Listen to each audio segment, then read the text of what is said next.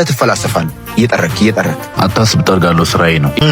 በእርግጥ ውለታ አለብኝ። ያው እኔ እዚህ የደረስኩበት ገንዘብ ያንተ ቢሆንም ግን ሀብታም እንደሆነ የተጻፈልኝ እኔ ነኝ። ምን ታደርገዋለህ? አዎ ቆንጆ ሰዓት መጣ። ቆይ ድሮም ስለ እንደነበረው ህይወትን ማሸነፍ አቃተህ አይደል? እንዳንተ ሴቶችን ገላ የሸጥኩን ከምንለወጥ ይሄንኑ ስራ ዘላለም እየሰራው ብኖር ይሻለኛል። ዘንድሮም ይሄን የአማርኛ ፊልም ማየት አላቆምክም አይደል? ዝም ብለህ ትፈላሰፋለህ። እየጠረክ አታስብ፣ ጠርጋለሁ፣ ስራዬ ነው። የዛኔ ገንዘቤን አበድሬ ባትከለክለኝ ኖሮ እኔ የት አንተ የት እንደምንሆን ሁለታችንም እናውቅ ነበር።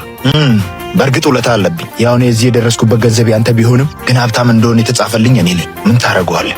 ለአንዴና ለመጨረሻ ጊዜ ነው የምጠይቅ ዳዊት፣ ተቸገር ያለው ራሴን ልለውጥ ብለህ የተቀበልከኝን ገንዘብ ስጠኝ። እንደምታየው ነው ያለሁበትን ሁኔታ። ኧረ እባክህ ገንዘብህን ልመልስልህ? በገዛ ገንዘቤ እዚህ ደርሰህ እኔ በወደቅኩበት ሰዓት ልታበረታኝ እንጂ እየመጣ ልታላግጥብኝ አይገባም። እሱ ገረመ? ቆሻሻ። ይህ ስራ ተመችተዋል።